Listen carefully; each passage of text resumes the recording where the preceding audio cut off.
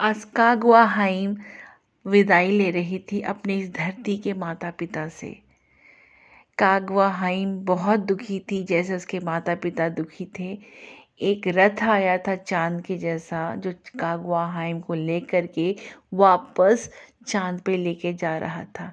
ये कहानी एक जापान की लोक कथा से है, जहाँ पे एक लकड़हारा को एक छोटे से डब्बे में बंद छोटी सी बच्ची मिलती है, बांस में, जहाँ बांस के जंगलों में मिलता है।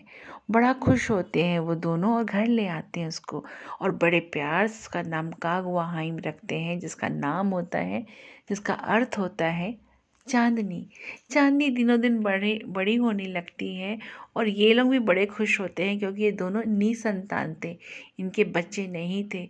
उस कागवा हाइम को पाकर के इन लोगों का खुशी का ठिकाना नहीं रहता था। बस उनके जीवन का एक ही मकसद था कि अपनी बच्ची को पालो, बड़ा करो। लेकिन उन्हें ये नहीं पता था कि ये कागवा हाइम श्रापित है, श्राप मिला हुआ है, किसी गलती की वजह से उसको धरती पर भेजा गया है।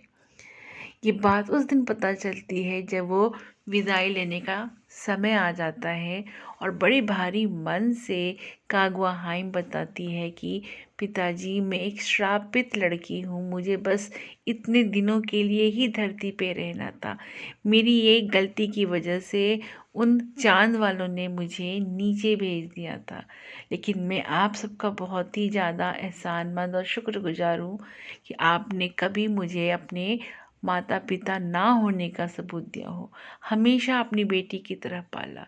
ये कह करके कागवा हाइम अपने देश चांद के पास चली जाती है, और दोनों माता पिता जो बांस काटने वाले लकड़हारे होते हैं, अपनी बेटी को जाते हुए देख रहे होते हैं।